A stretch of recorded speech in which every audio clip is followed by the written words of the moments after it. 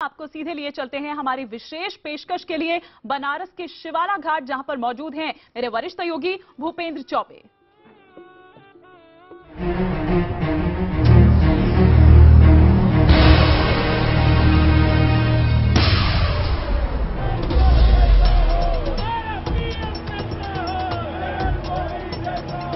मोदी साहब बनारस में राजनीति करने के लिए ही आए हुए हैं, लेकिन आप किसी के ऊपर प्रेशराइज करके राजनीति करना चाहें तो वो गलत है। करने के ये तो नाटक है ना, बेसिकली सवेरे से शाम तक मीडिया के अंदर बने रहने का। तो मोदी जी के ऊपर बनारस इसलिए विश्वास कर रहा है कि अभी एक नई किरण दिखाई दी है कि ये कुछ करेगा। वो इस बार तय कर लिया गया है कि नरेंद्र मोदी जी को प्रधानमंत्री बनाएंगे। काशी के चुनावी नतीजे निर्णायक होने वाले हैं। भारतीय जनता पार्टी को अब जन समर्थन नहीं मिल रहा है, ये बौखला रहे हैं। नमस्कार, IBN 7 की इस विशेष पेशकश में आपका स्वागत है। हम आपके सामने आ रहे हैं उस नगरी से जिसके बारे में कहा जाता है कि वो इतिहास से भी पुरानी है, ट्रेडिशन से भी पुरानी है, यानी संस्कृति से भी पुरानी। और अगर आप इन दोनों को मिला दें तो जितनी उम्र बनती है उससे भी ज्यादा पुरानी ये वो नगरी है काशी।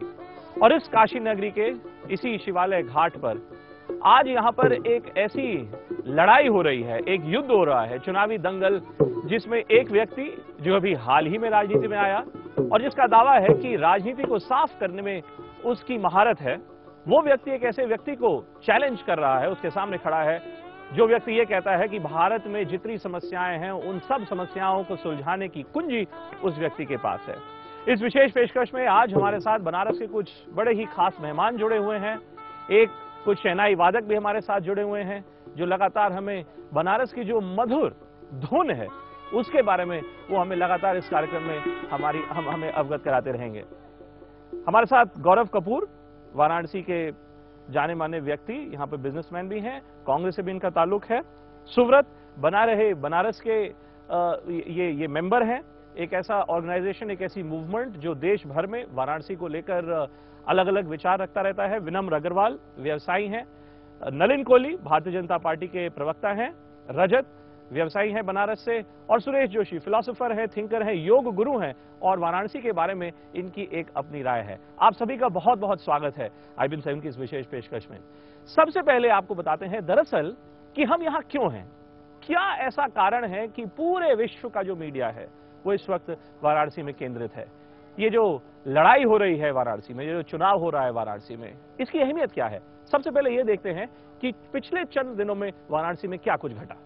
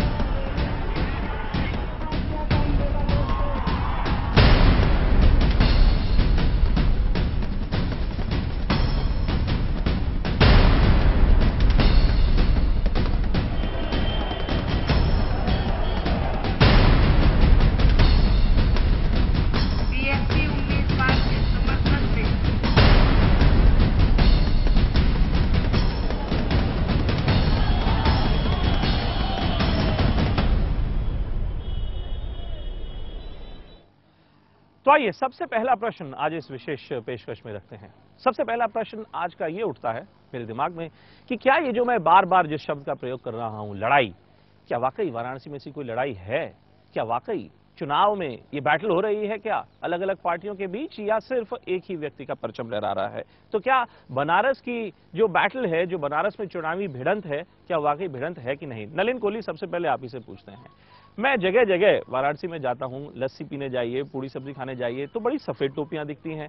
भारतीय जनता पार्टी का कार्यकर्ता नहीं दिखता, लेकिन आप लोगों से पूछने जाएं कि क्या हो रहा है तो लोग कहते हैं मोदी मोदी मोदी। ये क्या विरोधाभास है ये नलिन? ये चुनाव के नतीजे ज्यादा दूर तो है नहीं, चुनाव ही कुछ दिनों में है। विरोधाभास है या नहीं है भूपेंद्र भाई 16 तारीख को पता पड़ जाएगा। बाकी ऐसा है कि हर व्यक्ति को अधिकार है कि वो अपना प्रचार करे। हर व्यक्ति का प्रचार करने का एक अलग विधि होती है, एक अलग सोच होती है। मुझे लगता है इसमें कोई ऐसी विशेष बात नहीं है। बनारस में कितना स्नेह है मोदी जी को, उसके लिए दो ही उदाहरण है। एक जब अपना नामांकन भरने आए थे और एक कल जब वो BHU से अपने गए थे कार्यालय पे। इसमें ही बहुत कुछ है और मैं मानता हूं इसी में बहुत कुछ लोगों को पता पड़ेगा। सुब्रत, आप बताएं कि ये मैं जो नलिन से जो पूछ रहा था ना कि हम जगह जगह जाते हैं तो बड़े लोग देखते हैं। अब नलिन कोहली का दावा है कि अगर आप नरेंद्र मोदी जी का जो नामांकन था जिस दिन, उस दिन की भीड़ देखें, कल जो हुआ उसकी भीड़ देखें, तो जैसा हम प्रश्न रख रहे हैं कि कोई लड़ाई ही नहीं है।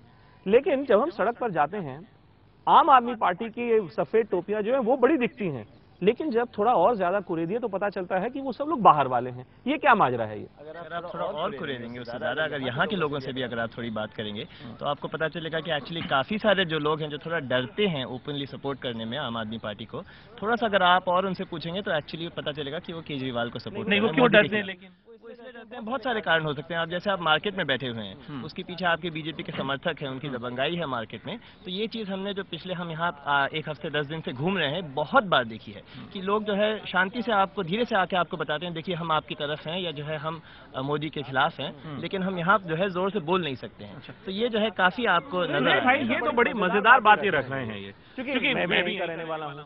और वाराणसी में डर, मतलब लोग यहाँ पर तो ये तो वो जगह है जहाँ पे आप चौक पर चले जाएं तो विभिन्न प्रकार की चर्चा कभी भी की जा सकती है, दिन रात किसी भी समय की जा सकती है। क्या डर शब्द अब वाराणसी में इस चुनाव में क्या डर शब्द का भी उदय हो चुका है? क्या देखिए, मैं धार्मिक पक्ष से बात करूँ तो भय जो को हटाने के लिए यहाँ की शक्ति है। यहाँ की शक्ति जो है वो पोषण की है, शोषण की नहीं है। जो यहाँ की मूल शक्ति की धार्मिक युग से मैं बात कर रहा हूँ, जो भय की रानी है, जिसको आप महाकाली या जो भी कहें, जो भय हटा देती है। ये जो कृत्रिम चीजें आ रही हैं, वो जो पाप है जो वो किए हैं, उनको भय उन्हीं को उत्पन्न नहीं। जैसे अभी कुछ समय पहले एक खबर आई कि गुल पनाग जी आम आदमी पार्टी की जो नेत्री हैं वो कैंपेन कर रही थी वो, और उनके साथ किसी ने अभद्र व्यवहार कर दिया। अब ये जो सब चीजें हैं, केजरीवाल जी गए, किसी ने उनके मुंह पे स्याही फेंक दी कहीं पीछे, ये काशी नहीं है। काशी शास्त्र से डिपेंड करती है, शस्त्र से नहीं है उसका। लेकिन ये भी जो सब हो रहा है काशी में ही तो हो रहा है ना, तो ये क्यों हो रहा है यही मैं समझना चाह रहा हूँ। काशी का नहीं, जहाँ पर ये पोर्शन है ये काशी का व्यक्तियों का पोर्शन नहीं था। ये तो मुगल के बाद ये सब यहाँ आए हैं, 11वीं शताब्दी के बाद। पहले काशी उधर था। ये केवल जो है तपस्या साधना स्थली थी, केवल राख। यहाँ की अग्नि जो है वो केवल चिता मांगती है, केवल बाडी मांगती है। गौरव, हम गंगा के तट पर बैठे हैं और गंगा की आप देखिए, अगर वेव्स को यहाँ पर देखिए, आप लहरों को देखिए तो दिल को कितना सुकून मिलता है। लेकिन गंगा मैया की इस शहर में, भगवान भोले, भगवान शिव की इस नगरी में, यहाँ पर ये जो चुनाव हो रहा है इसने चुनावी पारा बढ़ा सा दिया लगता है। क्या आपको लगता है कि ये जो पूरी जो चुनावी भिड़ंत है ये बनारस की शख्सियत के सामने भी एक बहुत बड़ा चैलेंज है? क्या देखिए, चैलेंज जरूर है, पर मेरे हिसाब से मोदी जी भी ये बात जानते होंगे कि ये भगवान शिव की नगरी है और यहाँ सबसे ऊपर भगवान शिव ही हैं। अगर वो चाहेंगे तो यहाँ का नेतृत्व कर पाएंगे, अगर वो नहीं चाहेंगे तो यहाँ का नेतृत्व नहीं कर पाएंगे। तो कल जब मोदी जी यहाँ आए और रिटर्निंग ऑफिसर ने उनको परसों देर रात तक उनको परमिशन नहीं दी, अनुमति नहीं दी कि वो जाके गंगा की आरती में सम्मिलित हो सके, गंगा की आरती कर सके। रात को परमिशन उनको आई लेकिन वो आरती में नहीं गए। आपको लगता है कि सही कदम था? गौरव भूपेंद्र भाई, मैं आपको एक बहुत छोटी सी चीज़ बताना चाहता हूँ। हर चीज़ में सियासत नहीं करनी चाहिए। ये चीज़ भाजपा भी नहीं सीख पा रही है, सीख जाएगी। हो सकता है कि थोड़ा दिन बनारस थोड़ा सा बनारस की आरती में न जाना सियासत रहेगी, और हो सकता है मोदी जी 2-4 गली घूमेंगे तो कुछ बनारस का रंग वो सीखना शुरू करेंगे। यहाँ की आरती सबके लिए खुली है, उसमें सियासत उनको नहीं करनी चाहिए थी। डीएम को जो हटाने की बात की जा रही है वो मेरे हिसाब से केवल सियासती है और वो गलत है, क्योंकि यहाँ का डीएम जब यहाँ पर बाढ़ आई थी पिछले साल तो उन्होंने काम किया, भाजपा ने काम नहीं किया। नलिन का रिस्पॉन्स लें, आप जो कह रहे हैं कि आप ये सियासत थी क्या ये? क्योंकि सच्चाई तो ये है नलिन कि कहीं ना कहीं मोदी जी, कहीं ना कहीं क्या नलिन ये ठीक नहीं है कि मोदी जी को लग रहा था मैं न जाऊं गंगा की आरती में तो एक मैसेज जाएगा कि देखिए मैं तो जाना चाहता था आरती में, ये जो डीएम है जो बाकी दलों से मिला हुआ है, इसने मुझे नहीं जाने दिया। मैं अपनी बात कह देता हूँ।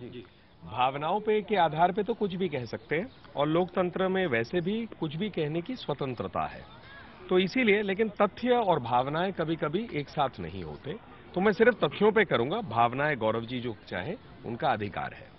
पहली बात तो ये है कि हम लोगों ने परमिशन कई चीजों के लिए मांगी, रैली के लिए भी मांगी, 150 लोग मिले मोदी जी से एक हॉल मीटिंग में, उसके लिए भी मांगी, गंगा आरती के लिए भी मांगी। गंगा आरती में कोई भी जा सकता है, ये सही है, लेकिन जब मोदी जी जाएंगे बड़ा विषय हो जाता है, सिक्योरिटी होता है, कई लोग उनके साथ जाएंगे, इसलिए हमने उचित समझा कि हम परमिशन के साथ जाएं।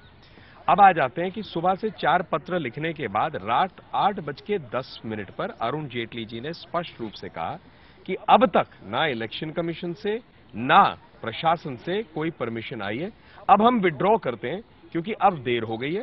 रात को अगर परमिशन आए भी इसका कोई औचित्य नहीं होगा। 8:10 के लगभग 2 घंटे बाद, रात को 10 बजे के बाद डीएम ने कहा हम अनुमति दे रहे हैं मीडिया के माध्यम से, और 1:30 बजे सुबह एक कार्यकर्ता के घर पे, जब कार्यकर्ता घर पे नहीं भी था, परमिशन छोड़ी गई। तो मुझे लगता है कि सियासत करने की बात का आरोप हम पर निराधार है। बाकी निराधार कैसे है? मेरे ख्याल से इसकी असलियत ये है कि भारतीय जनता पार्टी ये समझ गई है कि मोदी जी का चुनाव जो है, जो वो सोच रहे थे बड़े आसानी से जीत जाएंगे, वो फंस गया है यहाँ पर। और ये सब जो चीजें हैं, ये आरती जहाँ परमिशन नहीं जरूरत थी और उसको फिर कैंसिल करना और कहना ये लोग क्या जाने माँ गंगा का प्यार, ये सब एक्चुअली एक्सक्यूजेस ढूंढना चालू हो गया है अभी से। और तनाव जो है, जो बिल्डअप करना चाह रहे हैं, ये अभी से चालू हो गया है कि आगे अगर ये चुनाव ये लोग न जीते तो फिर बाद में ये सब चीजें कह सकते हैं कि देखिए यहाँ का रिटर्निंग ऑफिसर या इलेक्शन मशीनरी जो थी वो न्यूट्रल। ये बताएं, मैं विनम्र से भी जवाब देता हूँ। विनम्र, ये जो कह रहे हैं, इसको अंग्रेजी में एक शब्द होता है एटर्नल ऑप्टिमिज्म। क्या एटर्नल ऑप्टिमिज्म है कि ये वाकई ये असलियत है? देखिए, मैं तो बड़ा एक बनारस शहर का एक यंग वोटर हूँ, अपने आप को यूथ कह सकता हूँ, और मैं बड़ा एक न्यूट्रल इस पे ओपिनियन देना चाहूँगा। मुझे तो, मैं जहाँ भी जाता हूँ, मुझे तो हर तरफ मोदी जी की लहर दिखाई देती है।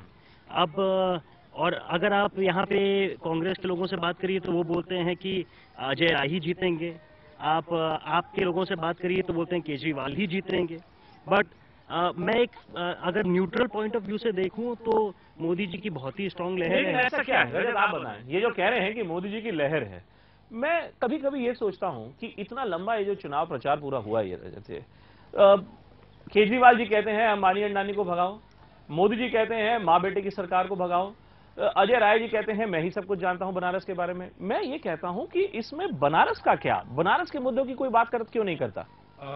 इस शहर में पैदा हुआ हूं, बहुत सारे इलेक्शंस देखे हैं, ये पहला इलेक्शन शायद है जिसमें कि यूनिवर्सिटी लेवल की एनर्जी और एमपी के इलेक्शन का बजट एक साथ दिख रहा है। एक साथ दिख रहा है। इसके पहले शायद कभी ये एनर्जी एमपी के इलेक्शन में कभी भी नहीं दिखी थी। और हर कैंडिडेट को अपना अपना फेवर में बोलना उनका अधिकार है, जरूर उनको बोलना चाहिए, और जब इलेक्शन कैंपेन चल रहा है तो जरूर दूसरों पे छीटाकशी करनी चाहिए, ये उनका अधिकार है। लेकिन केजरीवाल और या किसी और को जब ये लड़ाई है क्या, जो मैंने शुरुआती प्रश्न रखा था कि क्या ये वाकई लड़ाई है या सिर्फ हम सब यहाँ पर आ गए हैं, हम हेडलाइन ढूंढते हैं, हम कहानी ढूंढते हैं, तो इसे लड़ाई है? अगर आप अनुमति देते छोटी सी बनारसी स्टोरी सुनाऊंगा। ये लड़ाई कैसी है। एक बार घोड़ों के अस्तबल में मेढक दौड़ते दौड़ते पहुंचा, उसने देखा कि घोड़ों के पैर में लोग कील ठोक रहे हैं। उसने पूछा कि भाई ये क्या कर रहे हो, तो उस मेढक को बताया गया कि घोड़ा बहुत दौड़ता है, उसका पैर घिस जाता है, इसीलिए नाल लगाई जाती है उसमें। तो मेढक ने बोला भाई मेरे भी लगा, तो मैं भी बहुत दौड़ता हूँ। तो इस इलेक्शन में जब हम स्ट्रेचर्स को कंपेयर कर रहे हैं, तो क्या हम मोदी जी को केजरीवाल को कंपेयर करके क्या हम घोड़े और मेढक को कंपेयर कर रहे हैं? तो ये जो इन्होंने कहानी सुनाई, ये सिर्फ एक्चुअली कहने की बात है। और मैं एक्चुअली आपकी दूसरी जो आपने सवाल पूछा उसका मैं जवाब देता हूँ। ये असली में ये जो बनारस का जो सोल कहते हैं ना, उसकी लड़ाई है। वो इसलिए है क्योंकि यहाँ पर जो है बहुत सारे लोग रहते हैं, इसकी संस्कृति बहुत प्राचीन है। आप पीछे देखेंगे तो औरंगजेब का मस्जिद वहीं पर घाट है। और यहाँ पर जो एक आक्रामक राजनीति जो है वो यहाँ पर जो कब्जा करने की कोशिश कर रही है, जो सांप्रदायिक राजनीति यहाँ पर कब्जा करने की कोशिश कर रही है भारतीय जनता पार्टी की, ये उसके खिलाफ यहाँ लड़ाई है। और काफी सारे लोग सड़कों पर इसको जानते हैं, चाहे वो खुले कहें या नहीं। और ये तो खैर सही बात है कि कुछ दिनों में पता चल जाएगा, लेकिन बहुत ऑपोजिशन है यहाँ पर इस आइडिया का। बड़ी तीखी बातें उभर कर आ रही हैं और इन तीखी बातों में थोड़ी सी मिठास घोलने का हम प्रयास करते हैं। हमारे साथ जो शहनाई वादक हैं उनकी एक बनारसी धुन सुनते हैं और उसके बाद एक ब्रेक लेते हैं। ब्रेक के बाद इन तीखे प्रश्नों का जवाब जरूर देखेंगे। आप देखते रहिए हमारी ये खास पेशकश।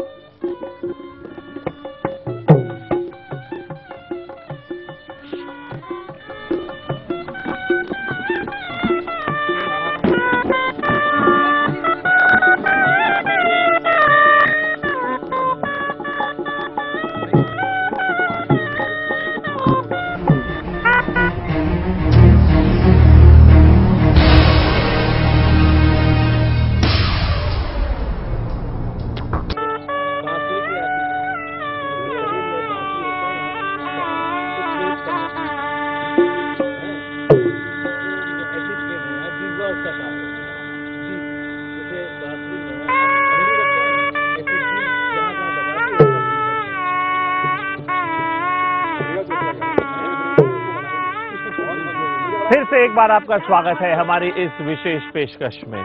संगीत की मधुर धुन, गंगा की लहरें और साथ में चुनावी चर्चा कुछ खास मेहमानों के साथ।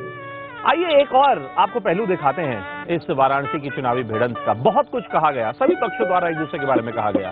दिखाते हैं आपको कि किस दल ने किस दल के खिलाफ क्या कहा और क्यों कहा।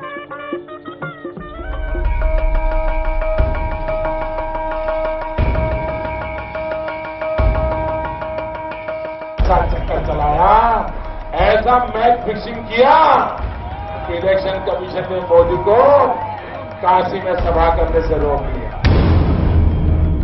चुनाव चल रहा है तो धरने पे बैठेंगे। धरने पे बैठने वाले वो लोग होते हैं जो लड़ाई में हार गए हैं। ये AK-49 ने अभी एक पार्टी को जन्म दिया। उनको अब दिख रहा है कि नरेंद्र मोदी हार रहे हैं। सब कुछ कर ले नरेंद्र मोदी। यहाँ का सपा का MLA होगा, यहाँ का बसपा का MLA होगा, यहाँ भले बाप बेटे की सरकार होगी, लेकिन दिल्ली में हमारी सरकार बनने के बाद यहाँ मैं कोई विकास का काम लाऊंगा, वो पूरी तरह मेरी मदद करेंगे। किसी भी कीमत पर केंद्र में भारतीय जनता पार्टी व श्री नरेंद्र मोदी को अपनी सरकार बनाने के लिए किसी भी प्रकार से कोई भी समर्थन इनको नहीं देगी। तो दूसरा यक्ष प्रश्न रखते हैं। दूसरा यक्ष प्रश्न ये कि नरेंद्र मोदी जी के वाराणसी से लड़ने के दरअसल मायने क्या हैं? क्या राजनीतिक मायने इस बात के निकाले जाने चाहिए? गौरव, आप बताइए।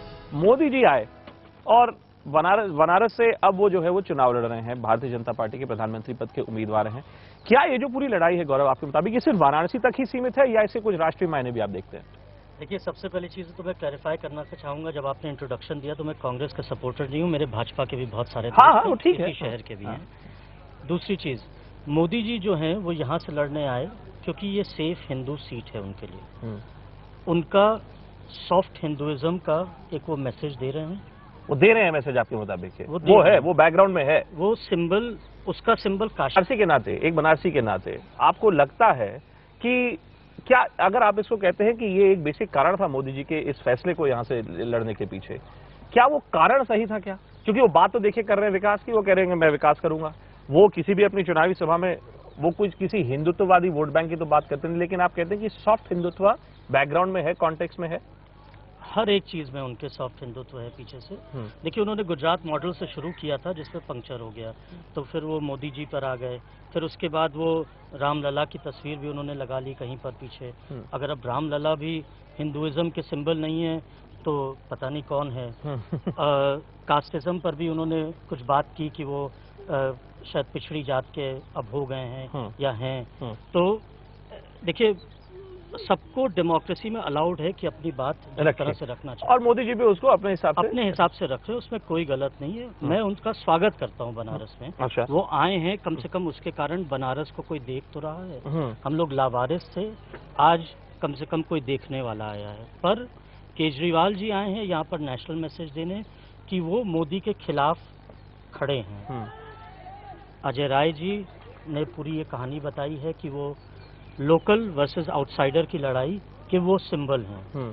तो सबने अपनी बात रखी है और बाकी तो वोटर को चूज करना है।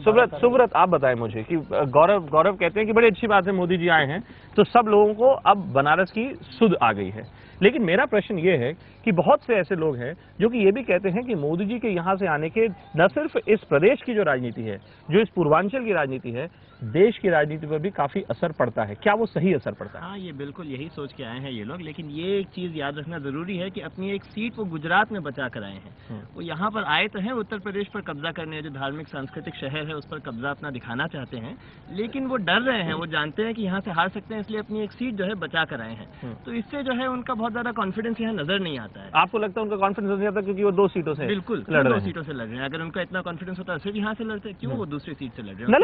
नलिन आप बताएं कि क्या प्रतीक्षा कर रहा था कि कब आएंगे आप मेरे पास? हाँ नहीं, मैं आप ही के पास आ रहा था, लेकिन ये बताएं कि क्या ये सच नहीं है कि मोदी जी जो यहाँ से चुनाव लड़ रहे हैं वो अपनी पहचान एक अलग रूप से प्रस्तुत करना चाहते हैं देश के सामने, जनता के सामने?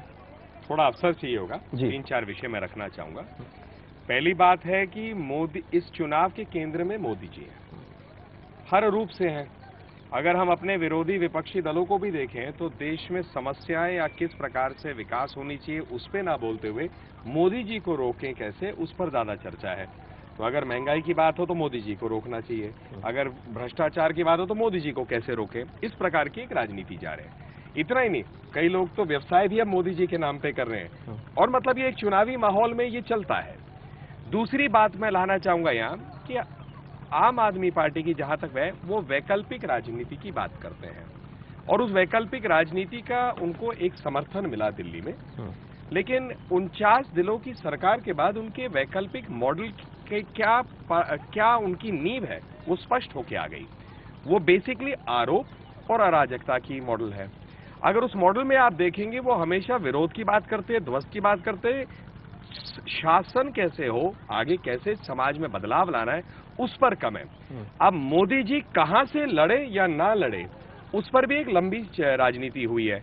यदि केजरीवाल जी इतने मानते हैं कि गुजरात में कुछ हुआ नहीं, 6 करोड़ गुजरात की जनता जो है वो ऐसे ही वोट देती है, कोई ऐसा पॉजिटिव विषय नहीं होगा, 3 बार मोदी जी को इलेक्ट करती है, वहां से खड़े हो सकते थे। वो तो गाड़ी में भी घूमे थे और कहते थे सड़क खराब है, और कई इंटरव्यूज में मैंने कई इंटरव्यूज में देखा कि गाड़ी में बोलते बोलते कहते थे कि यहाँ की सड़कें खराब है, ना कैमरा हिलता था ना वोट डुलते थे। सुब्रत, क्या ये सच नहीं है वो बोलने में? सुब्रत, क्या ये सच नहीं है कि केजरीवाल जी ने भी ये पूरी जो लड़ाई है वो मीडिया के जरिए ज्यादा खेल रहे हैं? जो प्रश्न हम मोदी जी के खिलाफ रखते हैं वो प्रश्न हम केजरीवाल जी के खिलाफ भी तो रख सकते हैं कि वो भी चूंकि अपने आप को एक राष्ट्रीय स्तर का नेता कहलवाना पसंद करते हैं, इसलिए वो भी आ गए बनारस। नहीं, एक जो चीज है, हमारा जो बनारस का कैंपेन है, हमारा इंडिपेंडेंट कैंपेन है। जी जी। और हम लेकिन यहाँ पर जो देख रहे हैं, पहली बात तो ये है कि यहाँ पर जो केजरीवाल जो बहुत टक्कर दे रहे हैं अभी मोदी को, जो मोदी जी का चुनाव फंस गया है, वो इसलिए हुआ है कि यहाँ पर आप मानते हैं, आप वाकई मानते हैं कि मोदी जी का चुनाव फंस गया? दिख रहा है आपको? दिख रहा है, भाजपा के जो एक्शन है उससे दिख रहा है,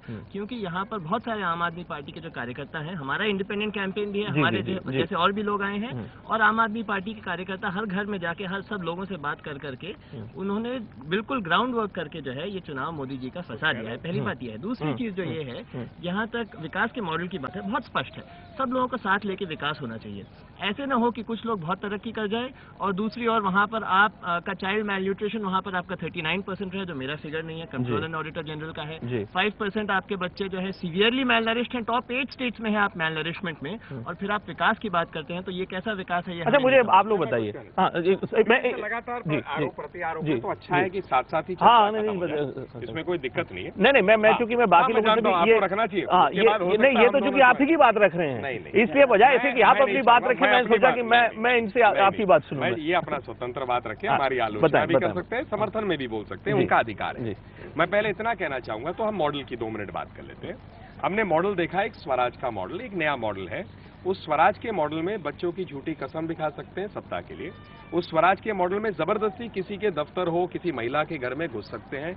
उस स्वराज के मॉडल में 26 जनवरी को हटाया जा सकता है और प्लेबेसाइट कश्मीर में कराया जा सकता है। उसी स्वराज के चलते भी जो वैकल्पिक मॉडल की बात हो रही है, यहां तक भी हो सकता है कि मैं अराजक हूं जो पहला मुख्यमंत्री हो सकता है संविधान पे। थोड़ा सा भटक रहे हैं, थोड़ा सा भटक रहे हैं, वापस लाना है मुझे। ये विकल्प है, ये वैकल्पिक मॉडल है। मैंने बहुत स्पष्ट रूप से कहा है कि देखिए, जहां तक केजरीवाल जी का, और मैं व्यंग में इसका जवाब दे दूंगा क्योंकि उन्हें हम गंभीरता से ले नहीं पा रहे हैं, उनकी जिस प्रकार की टिप्पणी। चलिए आप उन्हें गंभीरता से ले लेते हैं, बट जनता से तो पूछूं ना मैं। बिल्कुल पूछिए। ये देखिए, ये उद्यमी है। नलिन वापस आऊंगा आपके पास। ये चूंकि आप शुरू में ये कह रहे थे कि मुझे तो चारों तरफ नरेंद्र मोदी की वेव ही दिखती है। अब आप यहाँ पे विनम्र, आप यहाँ पे उद्यमी हैं, आपका अपना व्यवसाय है। मुझे बताइए, ये जो दोनों तरफ से जो राजनीति है, आम आदमी पार्टी की भी और भारतीय जनता पार्टी की भी, आरोप प्रत्यारोप, वो किसी को कुछ बोले, ये किसी को कुछ बोले, इससे आप लोगों का क्या, बनारस की जनता का इससे क्या, ये मैं नहीं समझ पा रहा हूँ। देखिए, बनारस की जनता तो डेवलपमेंट का मॉडल चाहती है। क्या डेवलपमेंट का मॉडल चाहती है? बनारस में सड़कें बननी चाहिए, बनारस को बिजली मिलनी चाहिए। ये कौन बात कर रहा है? इन सब, ये जितनी भी पार्टियां हैं, कोई कह रहा है ये कि हम समझते हैं कि बनारस में सड़कें पिछले 5 वर्ष से खुदी हुई हैं। बनारस में भी बीजेपी के ही सांसद थे। अब बड़ी मजे की बात है कि एक और बीजेपी का व्यक्ति आया है। वो अलग बात है कि अब वो प्रधानमंत्री पद का उम्मीदवार है, और आप कहते हैं कि नहीं, उम्मीदवारी है और विकास की बात है।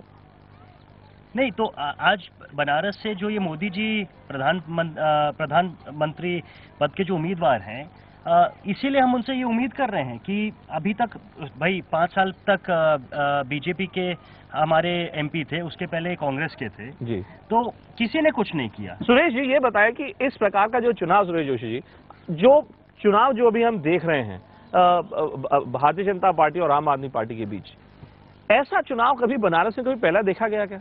ऐसा तो नहीं देखा गया। देखिए, राजनारायण और कमलापति जी भी लड़े, इतना आदर्श लड़े हैं वो लोग। हाँ। एक दूसरे, राजनारायण ने हमेशा कमलापति जी की इज्जत की है। तो आपको लगता है कि कहीं ना कहीं एक बनारसी के रूप में आपको मन में टीस नहीं होती आपको कभी कभी? जो नया जनरेशन आ गया 18 से 28 साल का, यही उपद्रवी है इसमें। उपद्रवी, ये मतलब ये जो चुनावी कैंपेन है पूरा एक उपद्रव के रूप में उभरा है। जैसे ये बंगलोर से आए, बनारस के बारे में बात कर रहे हैं, बाकी बनारस की महक शायद ही जानते हैं कि नहीं जानते हैं, इनको मालूम ही नहीं बनारस क्या है। तो मोदी जी क्या जानते हैं फिर, ये बताइए। मोदी जी की तो खड़ा हुई आज कर रही है, उनकी खड़ा कोई जरूरत नहीं है। उनको यहाँ आने की जरूरत नहीं है। चुन रहे हैं, पीएम का मतलब नहीं हम पार्षद चुन रहे हैं या सभासद चुन रहे हैं, वो दिल्ली से बैठ के ही काम करेगा, हैं? उसकी एक बोली ही काम कर जाएगी, उसके एक शब्द काम करेंगे, ठीक है? हमें उत्तर प्रदेश में भी चाहिए जी, हैं? दोनों बैलेंस होती है। हम कोई पार्षद नहीं, लेकिन ऐतिहासिक तौर पर यहाँ का आदमी नहीं है, बाहर से, यहाँ तो पूरा सब बाहर से आया। यही तो मैं, ऐतिहासिक तौर पर कोई यहाँ का लोकल है नहीं। लेकिन बनारस की संस्कृति को आप देखें, सांस्कृतिक धरोहर को देखें, यहाँ के शिष्टाचार, यहाँ की सभ्यता को देखें, ये जो राजनीति हो रही है सर जोशी जी, मुझे ये बताएं, ये जो राजनीति हो रही है, क्या ये राजनीति बनारस की जो सांस्कृतिक एक शख्सियत है, उस सांस्कृतिक शख्सियत के खिलाफ नहीं दिखती क्या? क्षति पहुंचा रही है, नुकसान। आरती पे कह दिया, केजरीवाल जैसा जिम्मेदार आदमी आरती पे बोल दिया। यहाँ की वैदिक परंपरा है आज्ञा लो, है? अगर मोदी जी ने आरती के लिए आज्ञा ले लिया, अपराध नहीं किया, क्या केजरीवाल जी इसको अपराध की श्रेणी में ला रहे हैं? दूसरी आज्ञा दी जाती है 10 बजे रात, गंगा की आरती रात 10 बजे नहीं होती है, ये सूर्य जब जाते हैं नीचे हैं, उस समय होती है आरती। ये आरती का प्राविधान उस समय है। आप कुछ बोलना चाहते हैं सुब्रत? इसमें अपराध नहीं कर रहे हैं। आप धार्मिक चीजों की बातें कर रहे हैं, इसमें हम एक चीज कहना चाह रहे हैं। भारतीय जनता पार्टी काफी बार कहते हैं, और धार्मिक और हिंदुत्व के जो है प्रतिनिधि हैं एक तरीके से, जिसको जो भी कहें, वे ऑफ लाइफ, रिलीजन न कहें उसको। यहाँ पर हम एक नारा सुन रहे हैं, उसको हर हर मोदी होता है, हर एक इंसान के अंदर मोदी है। हमने जो है बहुत गौर से अपने अंदर देखा, हमें कहीं कुछ मोदी नहीं नजर आया। तो ये जो कहने का तरीका, नहीं, ये जो है एक तरीके से धर्म, ये धर्म का अपमान है। नहीं, ये जो है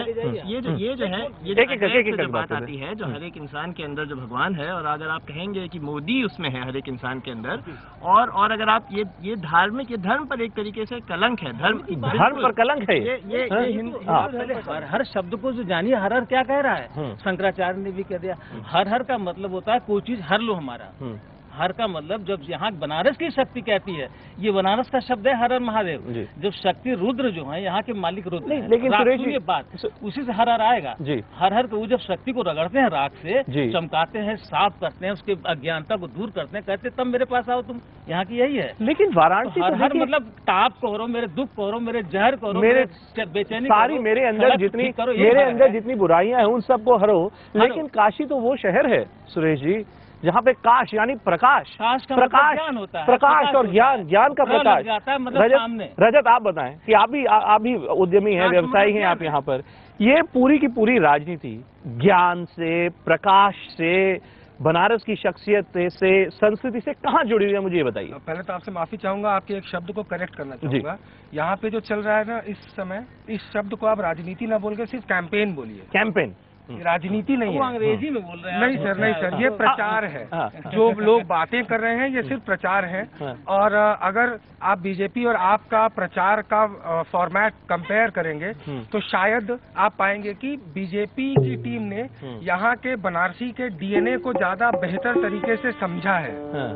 और आपका जो कैंपेन है जिसको आप राजनीति कर रहे हैं वो इम्पल्सिव बायर वाला है। इम्पल्सिव बायर वाला वो इलेक्शन के 15-20 दिन 1 महीने पहले आ गए और सोचे कि गर्मी आ गई, पेप्सी पेप्सी चिल्लाओ तो हम जाके पेप्सी खरीद के पी लें। नलिन ब्रेक का समय है, लेकिन उससे पहले ये बताएं। मैं कहूंगा एक अच्छी बात मोदी जी वापस आएंगे यहाँ पर बनारस तो फिर कैंपेन करने नहीं आएंगे? जो डीएनए की बात कही, नहीं ये भी बताइएगा कि वापस आएंगे कि नहीं। अगर आ रहे हैं तो आपको जानकारी देंगे। मोदी जी को बाकी ऐसा मैं जहाँ तक मोदी जी और आशा की राजनीति है, जबरदस्ती लोगों को घर से बुलाया नहीं जाता और समर्थकों को लाखों की तादाद में रैलियों में या सड़कों पे लाना मुश्किल होता है। लोग आयदा आते हैं या नहीं आते हैं, इंपोर्ट करने की आवश्यकता नहीं पड़ती। लेकिन जो मैं बात कर रहा हूँ इस बात में, कम से कम काशी में आने के लिए आने से मैं मानता हूँ केजरीवाल और उनके कई मित्रों को हो सकता है कुछ प्रकाश हो जाए और हो सकता है देश की आगे राजनीति में कुछ एक और अच्छी चीज करने की एक सॉर्ट ऑफ इच्छा जागृत। इसी प्रकाश की सकारात्मक बात पर संगीत की ध्वनि के साथ एक और ब्रेक लेते हैं, लेकिन ब्रेक के बाद फिर आएंगे और कुछ और प्रश्न आपके सामने रखेंगे।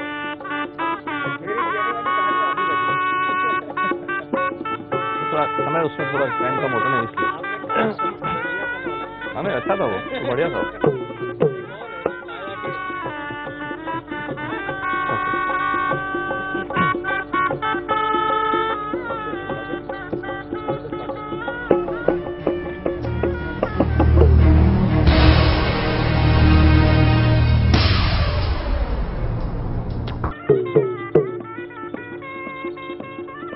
नमस्कार, स्वागत है आपका एक बार फिर हमारी इस चुनावी पेशकश में।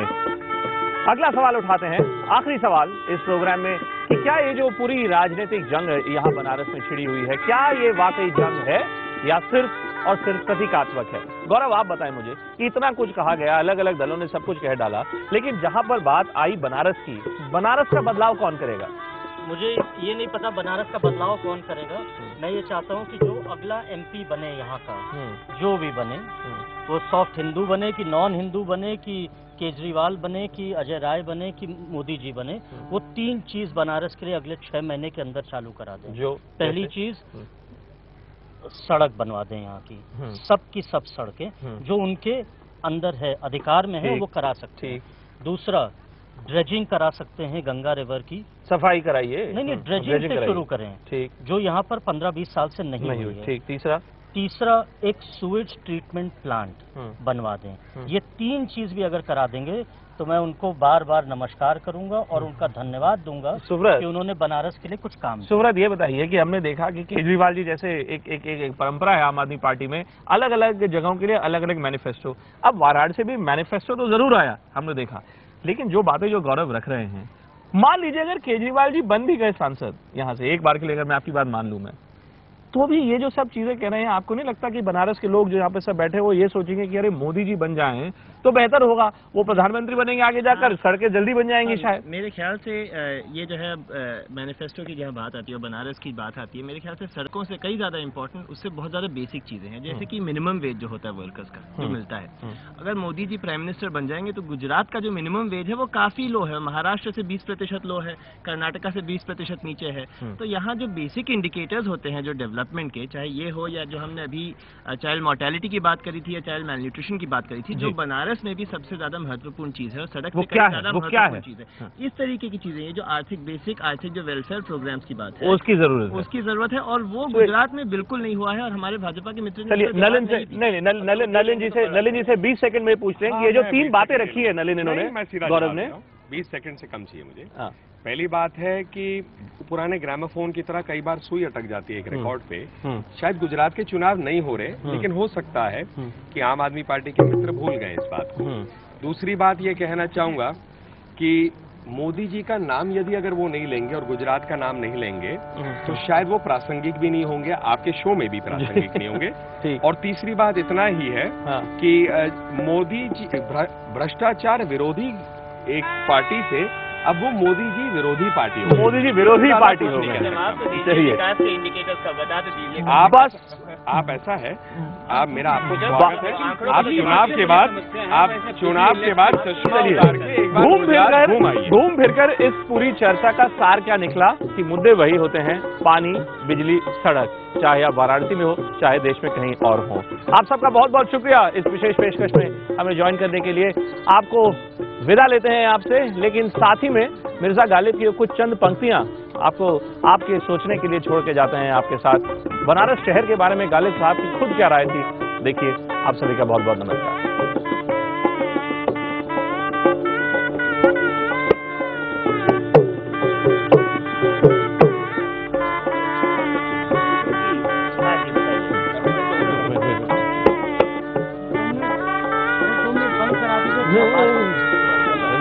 वो तो ऑडियो